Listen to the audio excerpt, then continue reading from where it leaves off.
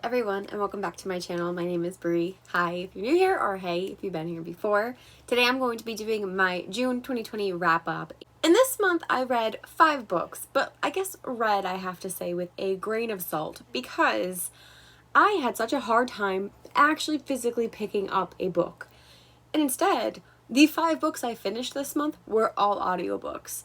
And it baffles me because I always love audiobooks, but like every time I would sit down just to read, I picked up like 4 books this month to physically read, and then I just kept putting them down and they weren't capturing my attention. And it wasn't anything to do with the books, because I think I'm going to like all of the ones I picked up. Just didn't want to sit and read, honestly. The closest I got was when I was listening to an audiobook like at night and I was almost to the end, so like I grabbed the book to follow along with it. So anyway, with that explanation, I'm just pretty amazed that I finished 5 audiobooks and no physical books at all. But let's just get into this. The first book that I picked up for the month was A Darker Shade of Magic by V.E. Schwab.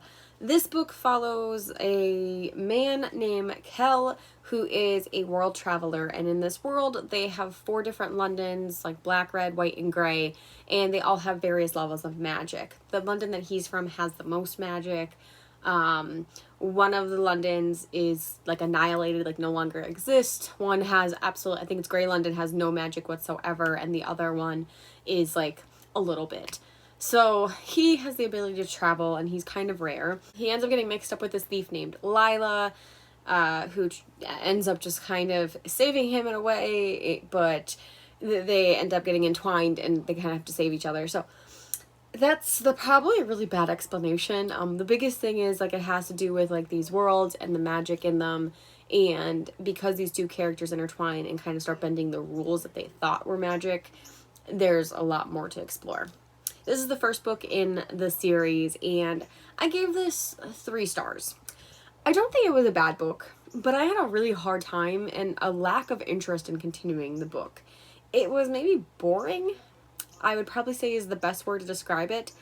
But then at times I would be interested enough to like want to pick up and keep reading it. It was just, for the most part, every time like I would listen, I'm like, I don't know if I really want to do this right now. So like I said, I don't know if maybe it's just this first book because it's like a slower pace and it kind of just dragged on.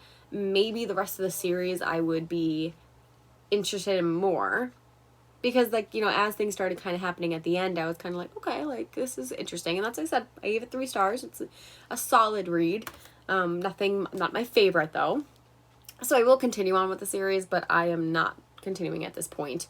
So we'll just see. I mean, what did you guys think if you read it? I know this is a very popular book, but I do know from my like gathering after the fact that a big complaint about this is like the pacing and that nothing happens when you want it to happen. So I don't know, but that was my first finished book that I picked up and actually continued of the month, and it was a 3 star.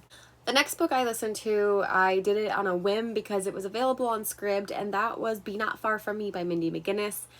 The reason I picked this up is because it's Mindy Mcginnis and she's my favorite author, and it was shorter. It was only like, I think like a 5 or 6 hour audiobook, and then you consider that like I read it a little bit faster. So I probably finished it in like 4 hours, but this is a book that follows our main character, Ashley, and she goes out into the woods to meet her boyfriend and her friends, and when they get there, her boyfriend's ex-girlfriend also shows up.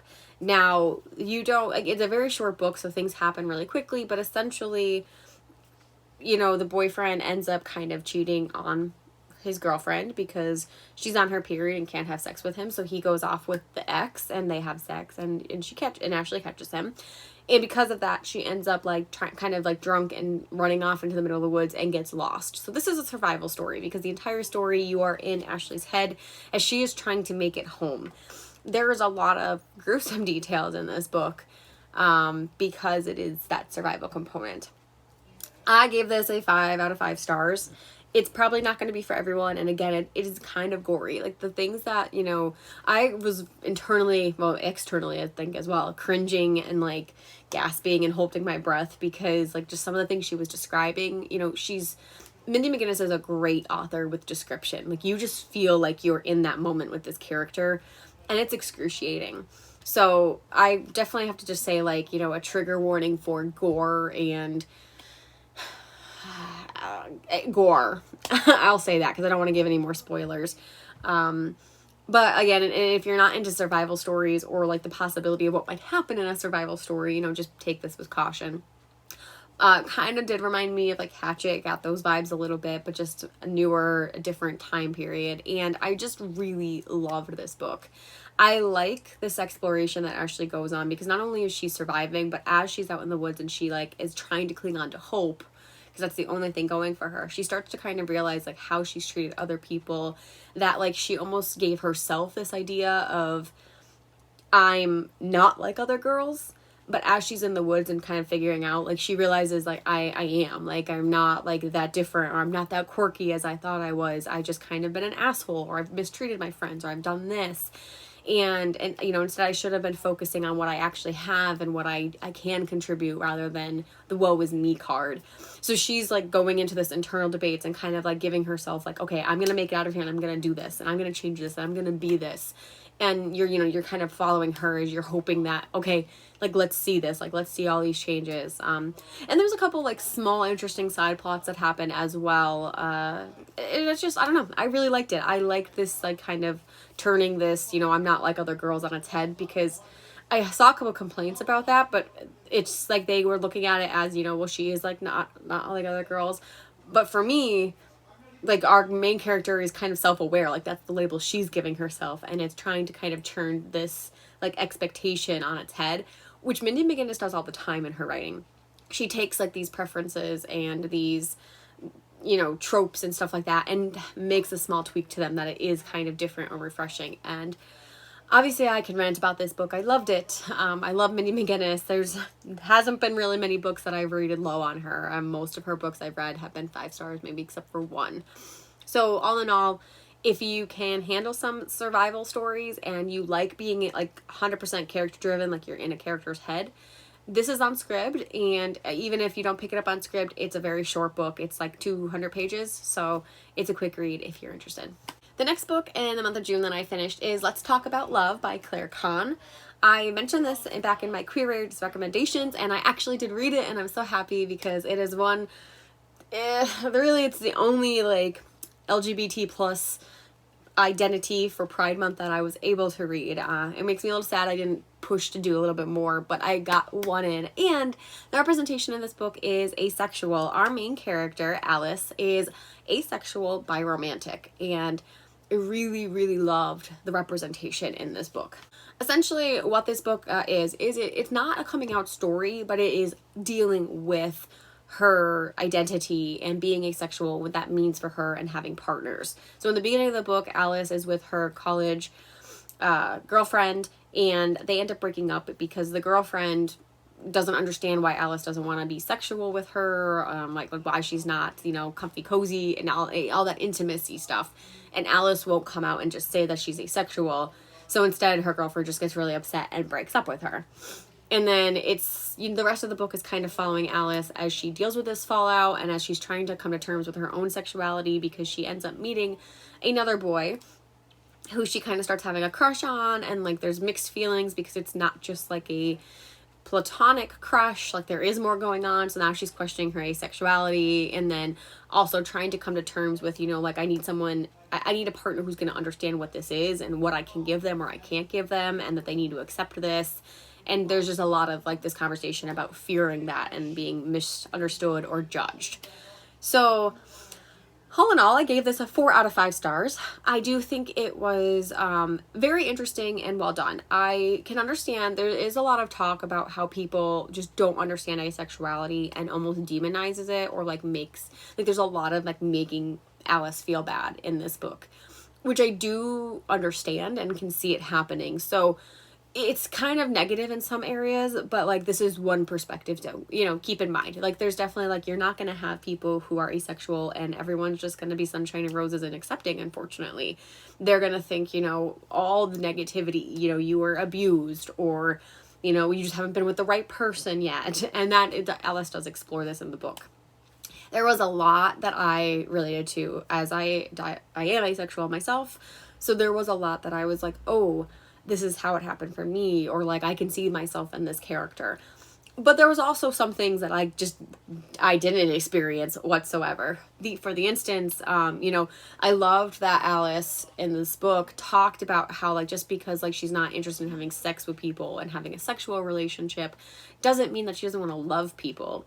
And I really related to that because I am married, and it's such an interesting conversation to have with people, and how, like, you can be married but, like, not have that, or how it works if your partner isn't that way. And mine is not. So she kind of, like, tries to, like, go through that, and I related to that. But then there's other things, like, with her friends and family not being accepting. I didn't have a lot of that, which I'm grateful for, but there were some things mixed in that where I'm just like, oh, yeah, I have no idea, or like, I just can't relate in any capacity. So I do think the representation was pretty spot on, as someone in that same identification, because I do asexual, panromantic, biromantic, whatever you want to say. Me and Alice have that in common. so like, that representation is really accurate. I do think so. So if you're looking for a book, especially on asexuality, and it's something that you don't know much about or you want to understand, go give this a read. The fourth book I finished in the month of June was In a Dark, Dark Wood by Ruth Ware. This is Ruth Ware's debut novel, and I've owned it forever and never actually read it. And I was a little mixed on what if I wanted to read it, because I also really like Ruth Ware. She's another one of my favorite authors, and I wanted to go back into her backlist because this one and The Lion Game I have not read yet, and I wanted to kind of catch up before I continue with her newer releases, because I do think she is an author who gets better with every book she puts out. And I will say that kind of held true for this book. So in this, keep in mind, this is, I believe Ruth Ware is a British author, and this is set in England, I believe. And there's a lot of references that are very British terms that I'm like, because a bachelorette party in the United States is called a bachelorette party. This is called a hen night. And it was a little weird to, like, hear that, because it's not something I'm used to. But I do kind of like just, like, the different cultural implications in this, and I'm like, just how, like, we have, like, such similarities, but we have different terms and whatever. So the main character in this gets an invite to a bachelorette party from her old best friend, who she has not talked to in 10 years because of some mysterious issue that they all had between her teenage boyfriend, and the best friend. They all had a falling out. The main character moved away and then never talked to her friends again. So when she gets invited to this bachelor party, she's kind of weirded out and confused, but she found another name that she kind of keeps in contact with, her friend Nina. So she reached out and was like, are you going? And Nina's like, I'll go if you go. And they were like, okay, let's go. So they go, and then, of course, it's a mystery thriller. So the bachelor party does not go as according to plan, and there's a lot of weird things, and the main character gets a lot of information and pieces of this puzzle that she, like, kind of thought she put in her past start to come up, and it just kind of makes this bachelorette party more eventful than you can imagine. So I'll leave it at that, because it is a mystery thriller and I don't want to give away spoilers. But I would give this a 4 out of 5 stars. It's definitely one of the most predictable thrillers that I've read, but I still stand behind that predictability doesn't mean it's a bad book, because the writing in this and the characters, like, I was invested in it. I still wanted to finish it, even though I was pretty sure I knew exactly what was going to happen and who was going to be, suspects and just all of this kind of stuff. Like, I figured it out. I kind of figured out her backstory. I figured out what was going to happen in the end, but I enjoyed it. I still read it. Like, I didn't give up on it. So like I said, I think if I read this first from her, it still probably would have been predictable, but I'm like, ooh, I would have been excited to keep reading her. And as I said, I am excited because I've already read a couple of her other books. I've loved them, so just wanted to get this out of the way. It is a fun night, like, book to read, and that's really it. Not too much to say on this. The last book that I finished this month, again, also an audiobook, was Man's Search for Meaning by Viktor Frankl. So this book is like a weird long story, but basically back in, like, 2014, I took an existential psychology course, one of my favorite courses of all time. It still impacts me. I still use a lot of that knowledge that I got from that class in my real life. And we read this book, but we only had to read the first part, which is about this much. So I read this first part and then never continued. And I always said, I'm going to finish it. I'm going to finish it. I literally left it on my Goodreads to read as motivation for 6 years. So literally this was like, when I'm filming this, like I just kind of finished this audiobook, and I got an audiobook deal for $2. I could get this on audiobook, and I honestly, I always look for this, and other than, you know, having an Audible account, because I don't like to spend the $15 on Audible, let's just be real, I'm being cheap, but it's never on Scribd, and I couldn't find it anywhere else. Like my library didn't have it, so I was like, whatever. And then all of a sudden I got an email, and it was like, get this book for $2, and I'm like, perfect, here's the time I'm gonna finish it. So I did. I finished the rest. I actually ended up reading it all over again, and this is like, it's one of those books that, you know, you should read because it can change your life. Like, you can get something out of the story, and I think each time you read it, you can get something out of the story. The basic premise is, this is a real life. It is Viktor Frankl's account of when he, like, you know, during the World War II, he was taken and separated from his family and his wife and put into a concentration camp. So the first half of this book talks about his time in the concentration camp and what he was seeing, because he actually was a doctor of psychology when he was taken and put in this concentration camp. So he was already like well established and had this like mindset of, you know, kind of studying the human mind. And while he was in this concentration camp, he started making like notes on what he was seeing from like himself, and how, you know, when your humanity and your life is on stake, like what you're going to prioritize in those moments. And basically he has a lot of commentary on hope and resiliency and how they're very entwined. So when he would notice when people would give up hope that they were going to get out of here, they were more likely to die. And, you know, he held on to the fact that he's like, one day I'm going to get out of here, I'm going to see my wife again. And had no idea if that was true. He had no idea where his wife was. And like, because of that hope that he's like, I'm going to do this and I'm going to get there, like, he contributes a lot of that of like, I pushed myself every day to like get over this. Like, I was getting like typhoid fever, and I was getting like all of these issues, and, you know, like I almost died so many times, but I kept pushing myself because I'm like, I'm going to see my wife. And it's just like an amazing conversation around how you can like find whatever it is, find your meaning to live, essentially, and how that's going to be different for everyone else. Like, different people will have different meanings, and yeah, like it was just, it's very powerful. And then the back half of the book is essentially like his teachings, like from like, there's a name for it, because some people will credit him to have like the like third kind of psycho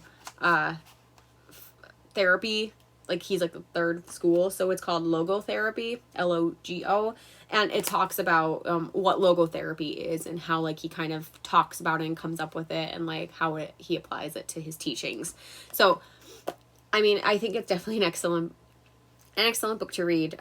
It's so hard, like I'm gonna give it 5 out of 5 stars just because it did impact me personally.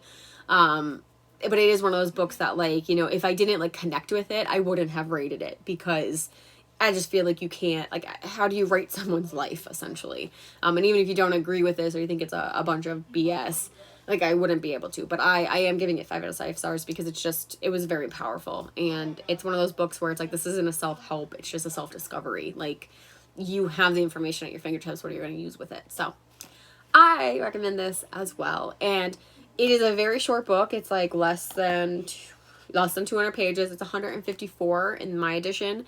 And the audiobook is, I think, 3 hours long. Super fast. So anyway, read it. Go read it. That's it. So there you have it. Those are the 5 audiobooks that I listened to in the month of June.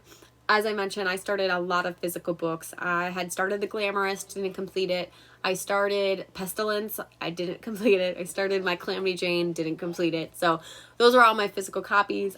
My goal is to finish at least one of them in the month of July, but I am shifting focus to do a lot of camp, you know, Rimo, so I'll be writing a lot more. So we'll just see where we are. But yeah. Let me know down in the comments below, what books did you read this month or listen to? What were your favorites? And, you know, are you anticipating on reading anything in the month of July? Do you have a TBR? So until next time, I will see you guys then. Bye.